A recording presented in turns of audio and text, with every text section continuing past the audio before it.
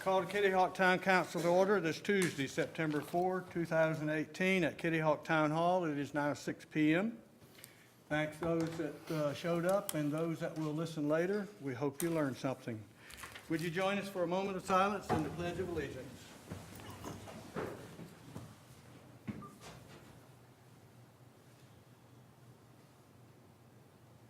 I pledge allegiance to the flag of the United States of America and to the republic for which it stands, one nation, under God, indivisible, with liberty and justice for all. All right. Do I hear a motion to approve the agenda? So moved. Do I hear a second? Second. All in favor? Aye. Opposed? There are none. Public comment. Lynn, do we have anybody? Bob Peel.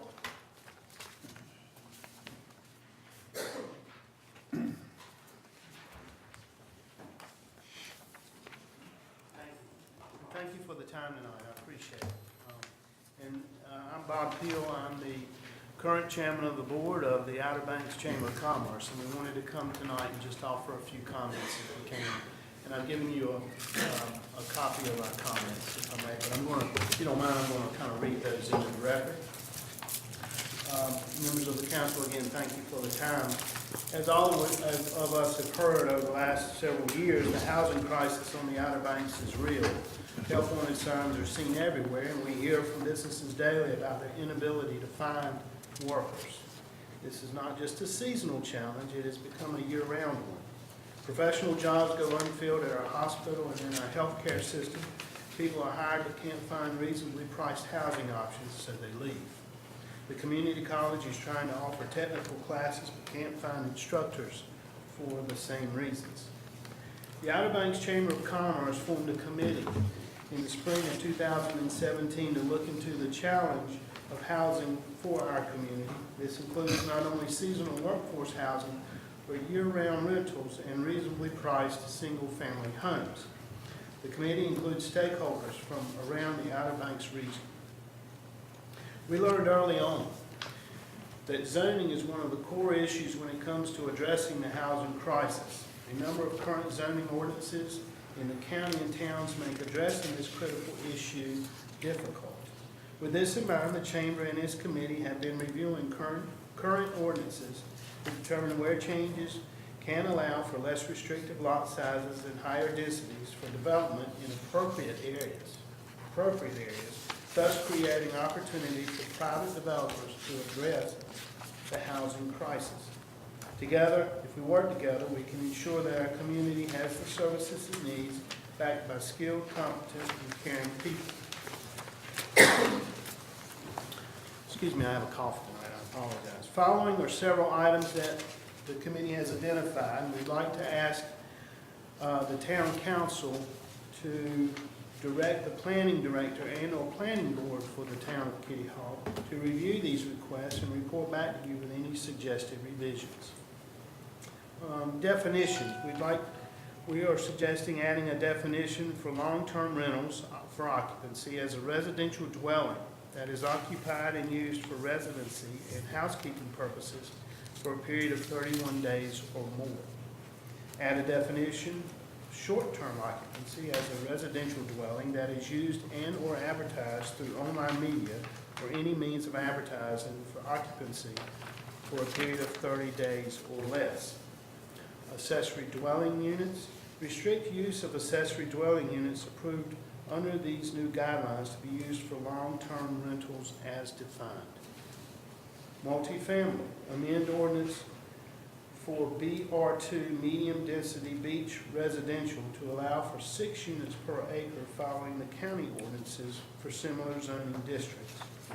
Amend ordinance for BR3 high-density beach residential to allow for 10 units per acre following the county ordinances for similar zoning districts. Thank you for taking time to listen to me tonight and to consider these requests.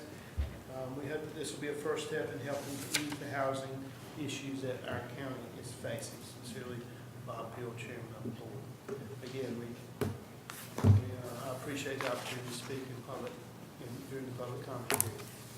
I have two questions before I turn you loose, and that is, I know I don't usually do this, but this is important for us to consider. When you're talking amending the ordinance, like in BR2, medium density for 6 units per acre, is it your belief, and that's just one of the two you're talking about, is it your belief that allowing more will create more affordability, or just simply more housing available? Which is it? I'm gonna let more housing in general, yes, sir. And Karen Brown with the chamber is better versed on this than I am. I'm just the mouthpiece here tonight. Well, I mean, it's a simple question. We feel it's both. I mean, I think the issue is we need more inventory and we need a better priced product. So hopefully more inventory drives the price down and creates more opportunity for people to find something here. Okay. And I understand, I was listening to Chairman Woodard at a mayor's luncheon. It sounds like the county is looking to make this first recommendation a year long, not 31 days. Is that what you hear? No, because that's actually lifted right from the definitions that their planning board has put together. They had their first planning board meeting last month that we went to, and they looked at those definitions there. That was what they had presented to them from Donna, and seemed to accept those the way they were. She was gonna refine them a little further and bring them back to me, but they were talking 31 days or more. That was the planning board. The Dare County Planning Board, yes. Yeah, Okay. I mean, But we'll but the see. chairman was mentioning something about a year. Have you heard that? I have not. Have not, no, sir. But again, there are conversations going on at the county that we're not privy. We're just trying to get the conversation going. All right. Any questions? I just wanted to make sure you understood some of the things that are coming down. All right? Thank you. Thank you very much. Thank you. Thank you. Anyone else signed up?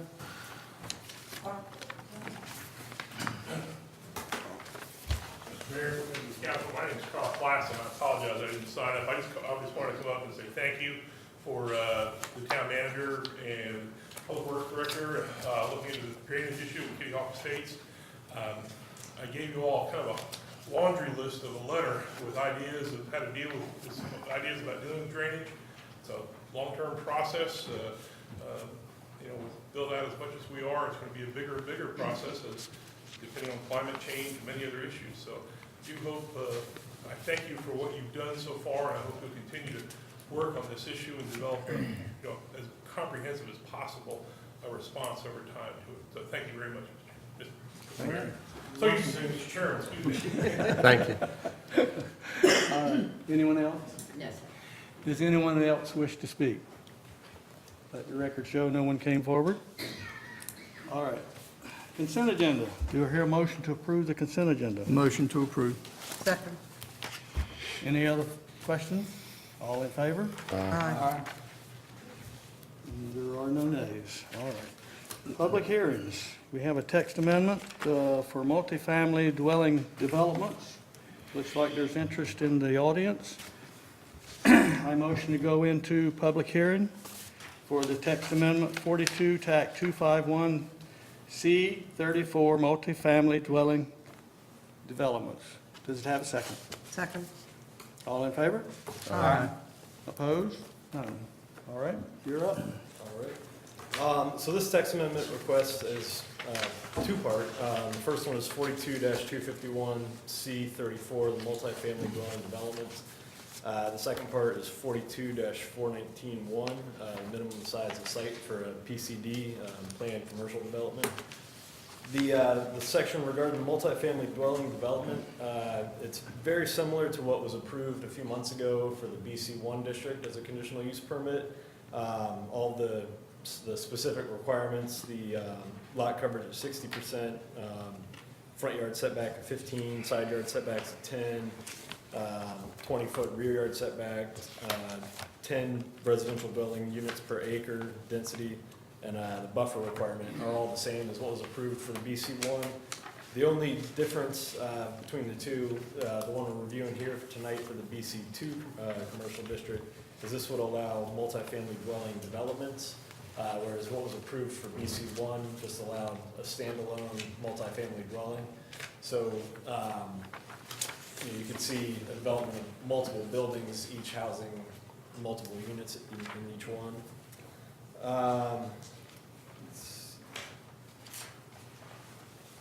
And then just as a, I guess, a rundown for the BC2 district, given the permitted uses that we have in that district, it's kind of by nature a more intensely developed district than the BC1 is.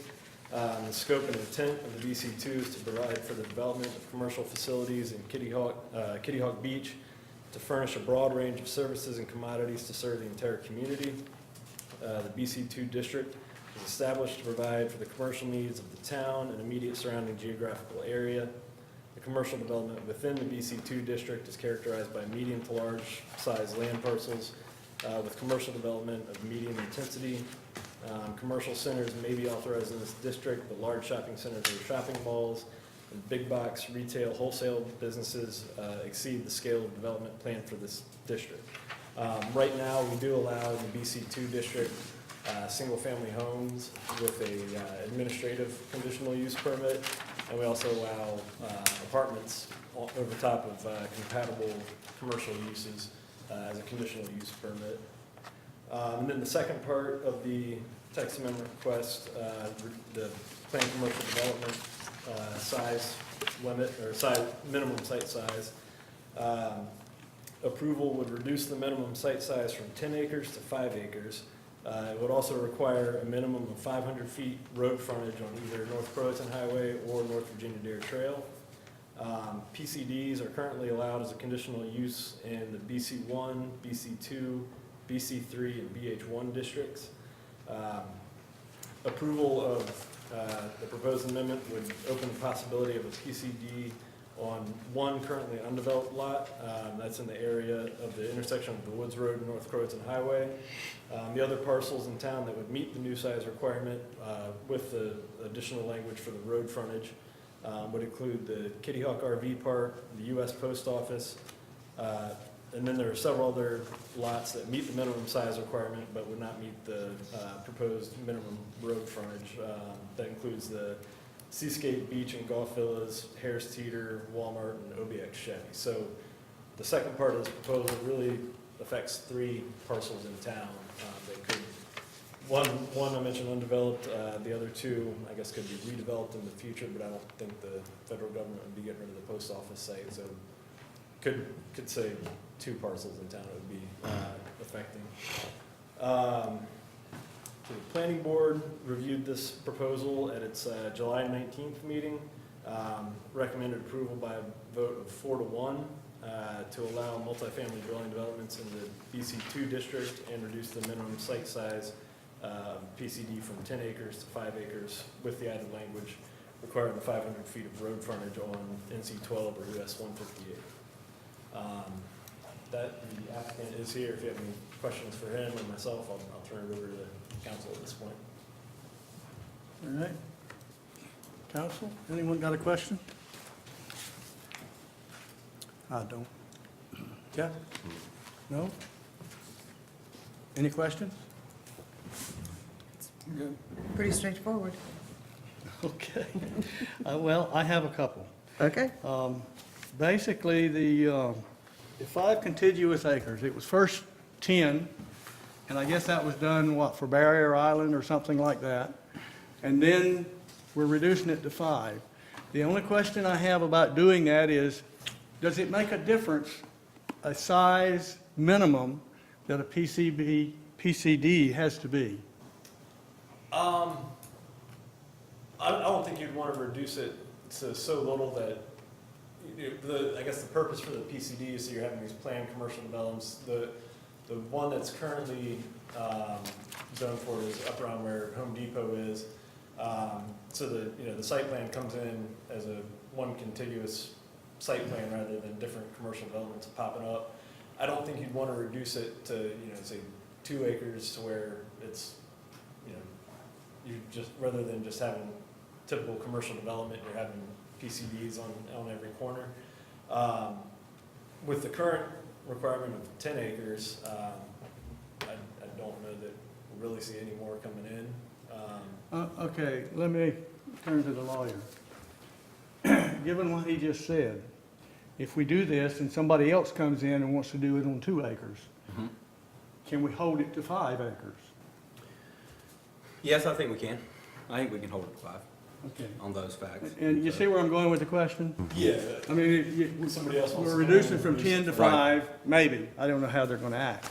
But, what would happen if someone else wanted to go even deeper? Right. Well, if this gets passed as written, we could hold them to that, but it wouldn't, I mean, it wouldn't stop them, I guess, from asking for some Well- other, or Much like a conditional use, we have to have a reason to there would reject. have, correct, there'd have to be foundation for the approval, or for that request, Or for the rejection. or for the rejection, absolutely. All right. And you feel like right now we have, the council would have the means to reject something less than 5 acres? Yes. Okay. Everyone understand the question? Yes, sir. All right. The 500 foot of total road frontage, this lot, or this acreage we're talking about, just so everybody understands where it's at, is actually the old filling station across from Kitty Hawk School.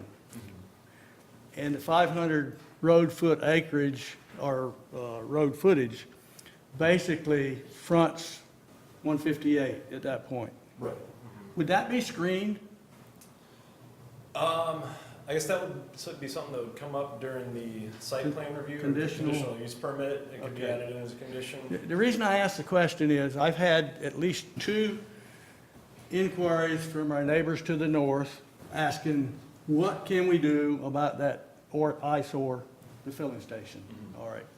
And then you look across the road, they've got a rather dense residential area, but it's vegetated off. You don't even know it's there. Right. Is Is something like that possible here if we determine that to be desirable? Right, when the PCD application would come in, you know, it would be as a conditional use permit and go through the public hearing process as well, and I think that could be something that could be added as a condition of Okay. approval. Yeah, I don't see any reason why not.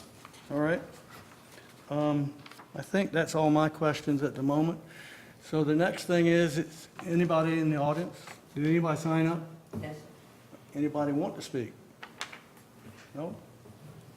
All right, council, you have any further questions? Because once we close, it's up to us now. No, sir. All right, a motion to go back into regular session. So moved. Second? All in favor? Aye. All right, council, what do you want to do with this? I want to make a motion, but I do want to kind of give you some background on the 10-acre and the Bear Island. I was on the planning board. Ward McCready was the chairman at the time. And the town thought at that time was not so much to enable development, was to limit development. Right. And that's what he was doing. I mean, he said he was great at doing what he did, and he had a great purpose. He was the most non-paid town employee you're ever going to have, because he did a super job at doing what he did. But they were just trying to limit the development within the town. That's where the 10 acres came about. And I remember there was a lot of discussion about that going on. Okay. So Was he one of the ones that was counting trees on one lot? he was the one who was counting trees. He did with Brian Newman at the promenade, and I was one of the individuals out there counting them. Okay. All right. Okay, make your motion. Okay, I move to adopt the proposed text amendment to adding section 42-251, parentheses, C 34, and amend section 42-419, parentheses 1, allowing multifamily dwelling developments as a conditional use in the Beach Commercial BC2 district, and reducing the minimum size, site size for PCD from 10 acres to 5. Town council finds that the proposed text amendment is consistent with adopted CAMA land use plan and finds these amendments to be in the public interest. Does that have a second? Second. Second. Any further discussion? All in favor? Aye. Opposed? Nay? None. All right. Thank you. Now, what do we got next? Oh, yes, rezoning. All right. This is a hearing. It'll probably be denied, but we're going to do it anyway for the record. A motion to go into hearing for the rezoning of 4907, 4911, 4915, and 4911 Putter Lane from BR1 to MS1. Do I hear a second? Second? All in favor? Aye. Opposed? None. All right.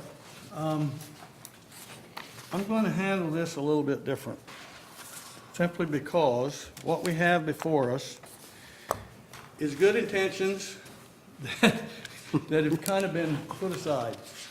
This started out back when we were doing the Putter Lane transfer of property, and this council came up upon the fact that basically it was labeled residential, and the people that had bought, since that had been bought, or purchased from the town, looked at it as residential, and yet we were changing the zoning. So we acquired 4 lots, and we didn't want a future council to have a similar problem. So I said to the planner, let's rezone that. Planner says, all right, it has to be MS1, which is medical or governmental. So it went through the process of getting to the planning board approving it. Then the planner sat down and he thought about that and he says, you know, this is spot zoning. I don't think we can do that. So he went to our attorney, who wrote us a nice little dissertation and agreed with that. Principally because of the medical part. Somebody could object to the fact, and we didn't, it was never intended for the medical part. So, okay, at this point I say, well, why don't we just we just kill this and we'll do governmental. In other words, add a zoning criteria in our code. The planner come back, he says, no, it's still spot zoning. Do you still agree with that? It would still be spot zoning? Rob and I haven't even discussed that. If we were, the answer, or the hypothetical being that we are just creating this zone for strictly for town-owned or leased facilities, governmental services, would that be I think what would defeat the argument for spot zoning in that case is the fact that, well, we can already do that as a matter of right in the BR1. So unless that particular zone would add something to what the town is already allowed to do, then I think we probably could form that particular zoning district or form that zoning district and then have it proposed to be rezoned to that, strictly because we can already do that as a matter of right. It's going to be hard to challenge something that we're simply putting a coin on, if you will, in that event. So actually, I don't think, it's the first time I've looked at that. I didn't know that it popped up, but. All right, that doesn't matter for tonight, but I am going to direct the two of you to get together and determine if that's possible, because we still desire to make sure future people buying in that area know what that property can be used Transparency. for. Absolutely. And that's the intent. Absolutely. But having heard what we've heard tonight, the fact is, I was told it shouldn't be, can't be, doesn't apply here, and it wouldn't anyway, because we got to change the code to do it. Right, that's right. So, As far as tonight. then I said to Rob, all right, kill it. We won't put it on the agenda. Now comes the town clerk. But Mayor, I've got a paper trail in the digital age. I still need to close this out. So I said, okay, we're going to go through a full hearing and kill it. And that's what we're doing here tonight. Anyone have a question? Yes? All right, anyone have a question of Rob? No. All right, then I motion to go back into regular session. So moved. Second. Who seconded? She did. Okay, we have a second. All in favor? Aye. All right. Now I motion to kill this, this rezoning effort, and we'll do something different. Do I hear a second? A second. All in favor? Aye. All right. Does it get any weirder than that, folks? Okay. Thank you for trying anyway, and let me know what we need to do. Absolutely. We really want to make it right for people not to, Yeah. if you leave it residential and we can go in and start building a structure anyway, that just doesn't make sense to me. The I'm average sorry. person's not gonna, if they really are looking at the zoning around where they're buying, they're not Doesn't gonna make know that. I agree, absolutely. Okay. All right, new business. I believe you're up next. Thank you. Good evening, Mr. Mayor, members of the council. The town of Kitty Hawk recently completed the removal of vegetative debris caused by Hurricane Matthew and Tropical Storm Hermine under the Disaster Recovery Act of 2016. As you recall, this year, we completed, I guess it was last year, we completed about a $200,000 vegetative debris removal from our canals and ditches, fully funded by this grant program. We were notified from Dare County Soil and Water that there are still some funds available for round 2 of the funding. Our Public Works Director has gone out and has surveyed the town and some of the additional ditches, which would pretty much complete all the ditch networks in town that could use this type of cleaning. There was a section in Sandy Run Park that could use it. West Eckner Street, there's about 3,800 linear feet near the West Eckner Street area. And then we also noticed on an outfall area, there was about 1,000 feet of a ditch that we could clean out. Kitty Hawk, one of the ponds drains out into a lower area, which eventually ends up in the bay. And there was about 1,000 linear feet there that we feel would also help the drainage in Kitty Hawk Estates. The total about 5,800 linear feet of vegetative debris removal. We're looking to just get approval from council tonight to submit the grant application to Dare Soil and Water in the state of North Carolina, basically for approval. So with that being said, I'll stand for any questions. Anybody? Do we have a motion? Make a motion to submit the grant. Second. Any further? All in favor? Aye. Opposed? None. Go get it. That, cleaning those ditches really worked well when we had all that deluge. Now we need a little rain. Okay. Culvert cleaning proposal. Thank you, Mr. Mayor. This proposal comes from the Public Works Director. It's requesting culvert cleaning in the amount of $3,500. These are for some town-maintained stormwater areas in Kitty Hawk Estates and Pine Hill Lane. We received a quote from Envirotech to do this work. The amount is $3,500. Usually falls within staff's approval to do this in-house. However, being that we had some concerns of us maintaining some of the ditches and things of that nature and looking at some of the areas that we can use improvement on. As you recall, though, a lot of the ditches and canal networks here are owned by the state, so Kitty Hawk Estates is really town-maintained stormwater along Pine Hill Drive. The amount to jet some of these culverts and clean them out is $3,500. And as I said before, it's Envirotech from Harbinger. They're really one of the only companies around that have the equipment to do this type of work. With that, I'll stand for any questions. And I'll add some comment here. The reason I didn't put this on the consent was because I wanted people to understand that this is being paid for by PAL bill money. PAL bill money comes to the towns to do streets, drainage, overtopping on asphalt and things of that nature. I didn't know it until I read it on The Voice that county roads, there's a caveat where the state does county roads, but they don't do town roads. However, there's a benefit because we get the PAL bill and we can make the decision. The county has to deal with the state. So I think there's a decided benefit in that. All right, do I hear a motion? I'll make a motion to approve.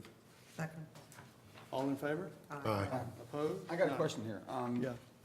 Since you're talking about Kitty Hawk Estates again, when Carl was here last time, we talked about, all right, Willie, my pipe underneath the road, is it there, is it not there? Am I dreaming? It's not there now. Well, can we, According to the authority that I went to, the former Mayor Perry, the state told him there was a pipe there. But when they widened the road to the 5 lanes from the 2 lanes, that pipe was there mainly just for moving ditch water, not for draining anything else. So they filled it in and it's no more. so at least there was a pipe there. I don't even think the ditch is there anymore. They filled that in too. So All right. there you go. And just for the record, those of you that don't know, I live in Kitty Hawk Estates. This was not my suggestion, but I certainly am glad it's happening. All right, you want to take the next one? I can do that. The next item, 7C, is another, basically stormwater improvement. The town of Kitty Hawk currently has a stormwater pumping station along East and West Tateway Road. Town staff has determined that additional improvements could greatly improve the existing system and the effectiveness during pumping operations. Town staff were requesting the design and engineering of some additional drop inlets along the existing Tateway pump station. And as you recall, that goes underneath US 158 to the west side of Tateway, that will relieve flooding at the corner of US 158 and East Tateway Road. There's some areas there that run north and south along both sides of US 158 that do fill up quite frequently during heavy rainfall, and so we feel that in this area where we already have some existing infrastructure, that adding a drop inlet, and actually the mayor had the idea, so adding additional drop inlet and doing some additional improvements on West Tateway, which is in between CRT and the engineering building, where we have a lot of our stormwater issues when it rains in the Rabbit Hollow area. We're looking at maybe making some improvements, some culverts underneath West Tateway that will bring some of the water from the south side of that area over into the north side where we have an inlet on the other side of US 158. So when we do begin pumping operations, we'll be able to pump a larger area. So like I said before, the major cost is already in the ground, so to add some small improvements would go a long way, we feel, in this area to capture a lot of the water when the town does begin pumping.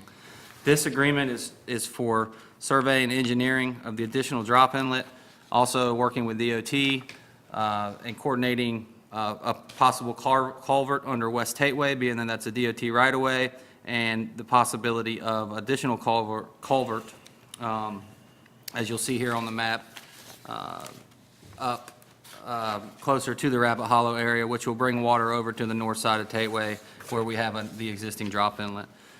The amount for these services from the engineer is $9,700. I provided you a map to kind of give you an idea of what it is that we're looking to do.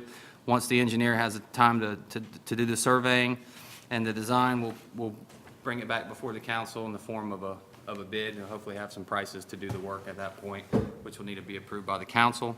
The funds for this project, as it says in the staff report, will be from the unrestricted fund balance. However, I've spoken with the Public Works Director, and we also plan to utilize funds from the POW bills, the yearly POW bill funds, to pay for this project. It goes along with what we're doing at Kitty Hawk Estate. Yeah. And the culvert across Tateway, just before you go up the incline, that would be a town responsibility. The culvert on 158 right-of-way is the one they're trying to get the state to do. Not sure if we'll have to do that or if they would even let us do it. But the reason for that is over at the eye care center, those are swales. They don't have a culvert underneath the driveways, so that kind of puts us in that position. All right? Everybody understand? Mm-hmm. All right. And like Kitty Hawk Estates and the rest of the town, this is an ongoing project. We're just improving upon what we've got. Do I hear a motion?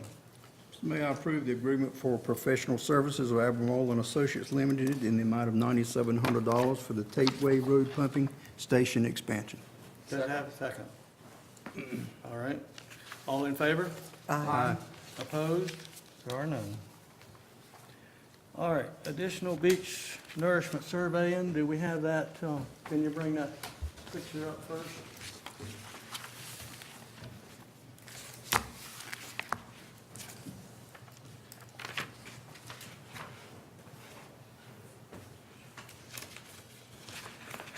All right, Andy, would you give us the gist of it, and then I'll try to explain a little bit more. Yes, as you recall, the beach nourishment project, which was completed 2 years ago, we'll be in the first year of doing the annual survey for that project. What the annual survey allows us to be reimbursed technically by FEMA if we were to ever have a storm, and it also allows us to see what's happening with the sand that was pumped on the beach, where it's gone, how much is there, and how much is left. We had a call from the engineers after they accomplished the initial annual beach profile survey, and their recommendation was, based on some of the stuff that's taken place as far as the the sands that have shifted and some of the large troughs that are out, right off of the beach. They have recommended that we go from, instead of 1,000 foot survey, so as you see, what they do is they survey horizontally along with the beach, and they do it in every 1,000-foot sections. What they want to do is to capture some more accurate information, as they want to survey every 200 feet. This will give us really a more realistic picture based on what's taking place offshore, to determine, exactly how much sand is still there and where most of the sand has gone within the project area. So we received a call from them. That was on their recommendation that we go ahead and try to get some more accurate information based on what they've seen from this initial annual survey. Of course, there is a cost to do that. The cost is in the report. Kitty Hawk's portion of the survey would be an additional $17,413 to come back and survey every 200 feet of the project area. And one of the benefits of this could be, based on their initial annual survey, is that if they've found 15% sand loss, and they can come back and capture that a little bit closer, it may only be 7%. So if we do have a storm, one of the benefits to the town may be that we would be reimbursed for that additional 7%, whereas the 1,000-foot section, we may be losing some of the sand that is still there. So with that being said, that was pretty much the conversation that we had with the mayor and the public works director on this issue, and they recommended being that this project has turned out to be what they think is maybe a little bit different as far as where the sands have shifted. And of course, I think we all knew that going into this, that Kitty Hawk is just a little bit different area. And so that was their proposal, and that was kind of the reason for bringing this before the council. The mayor may have some more information. He was part of that meeting as well. But they're recommending that we, I believe, annually go to the 200 feet survey. Yeah, they are. And the reason I asked for this picture to be put up is when we first started the beach nourishment, Kitty Hawk, of course, has a unique issues. And nobody really knew what was different about Kitty Hawk. So we had asked initially for some closer surveyors and some parallel surveys. And please note, the lines you're looking at here are perpendicular to the beach, and they would be 200 feet instead of 1,000 foot. But there's also some horizontal lines. You in the audience may not be able to see them, at least on television, but there are horizontal lines that were done at our request, basically, to determine what was different about the profile of our beach off the beach itself. And what you're seeing is an anomaly in that you've got the orange places, which would be shoals, let's put it in shoals, and then the blue, which would be deeper gullies, and they're running diagonal to the beach. And apparently, one of two things has happened. Either these beach nourishment engineers do not take that into account because they don't plan for it, look for it, or we're different. I don't know which it is. But that's what this is about, to try to find out what's going on here. Because what's happened is the calculations that they are currently coming up with exceed a sustainable beach nourishment project. Just that simple. So they need to find out if those holes and gullies are taken away from their calculations in one place and put more in another place, and in the interim, we're losing overall, which is bad for what we need to reimburse, if possible and needed, which is bad for whether or not we tell folks 2.5 years from now what they need to know to tell us whether to proceed or not. It's just that simple. So I am going to recommend, I had a lot of questions, and I really came into this apprehensive because they wanted, you'll see some close lines that we asked, or they asked for, and we permitted in the initial survey. Now they're going to do the whole thing, and they want to do 200 feet every year. I think we need to see what they come back with before we give them permission for the every Second year. year. Okay? We need to know what's going on first. Yes. And then we'll decide whether or not they do it every year. So this is not prima facie that they are going to get that. But we do need to know so that we can give our folks proper information. Do you agree with that? Agree. All right. So I make a motion that we approve this survey and go from there. Does it have a second? Second. Any further questions? Did I explain it okay? Second. All right, all in favor? Aye. Opposed? None. Okay. Well, you've talked a lot tonight. Yeah. You got anything else? You're up. Nope, we have don't forget about the large item pickup, will be September 24th. Town has changed from the once-a-year pickup to the 4 times a year. So September 24th will be large item pickup, so set your large items out by the road, and our Public Works Department will come pick them up. Down the front. I have nothing, Mayor. That's usually good, isn't it? Normally. Okay. Town council. I don't have anything. Lynn? We made it through Labor Day, another summer under our belt. And we didn't have a storm. Good deal. Yeah. Irvin? I'm good. All right. Kind of what you said, Lynn, yesterday was Labor Day, kind of the winding down of summer normally, but we've still got a lot going on in Dare County and Kitty Hawk. And I'd just like to thank the staff for everything that you've done to help make this another safe and successful summer. Okay, I do have something, and I need you folks to give basically staff some direction. The question on a flyover up at 15812 has come up again, and it was basically turned down once before as far as whether town council agreed with it or not back in 2012. It was a consensus that basically we would not, council would not like to have a flyover if the Mid-Currituck Bridge is going to be built. And it was decided then to leave it alone for the present until the other mayor, Perry, meets with other mayors and is certain the bridge will be built. Well, it's 2018 and we don't know that for sure. It's still being discussed, although something I'm told is coming to a head shortly, one way or the other. So, give me your thoughts, or give staff your thoughts. Jeff?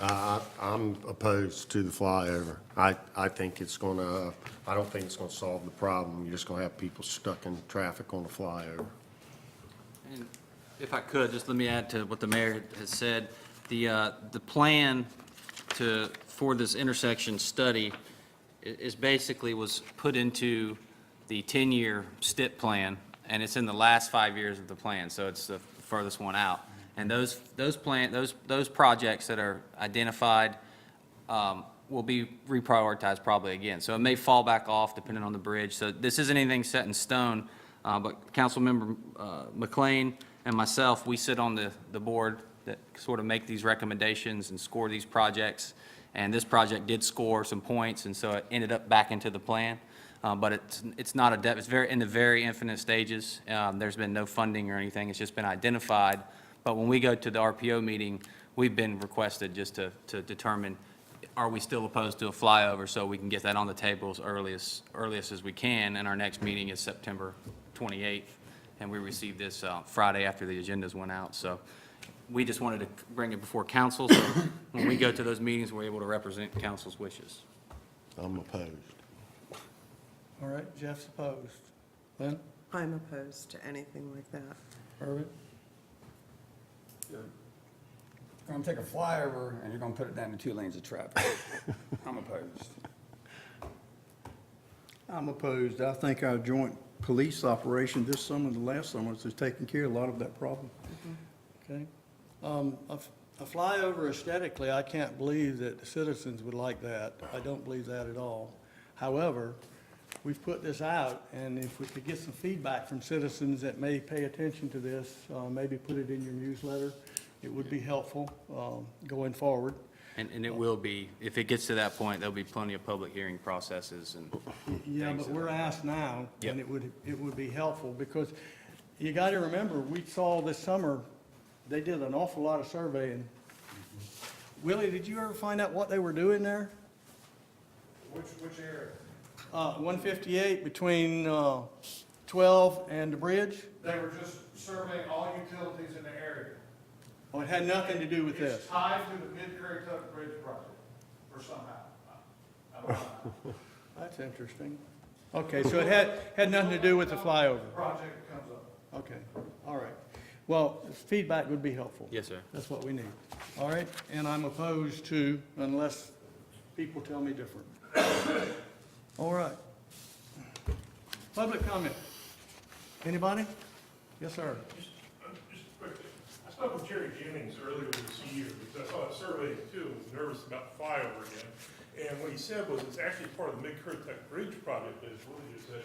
It's, they plan at the present time to extend that third lane on the north side farther down, to allow for easier, entrance into northbound 158. And that's one of the processes of the Mid-Currituck Bridge. So I don't know if that's changed, but that's what Jerry told me at that time. Okay. Thank you. Anyone else? Let the record show no one else came forward. All right, I'm going to make a motion to go into closed session to deal with North Carolina General Statute 143, TAC 318.11, Alpha 1, approval of closed session minutes, April 4, 2016, October 3, 2016, and January 9, 2017, and also North Carolina General Statute 143, TAC 318.11, Alpha 6, Town Manager Review. I do not anticipate anything after we return except adjourn. All right? Do I hear a motion, a second? Second. All in favor? Aye. All right, we're in closed session. Get out of here.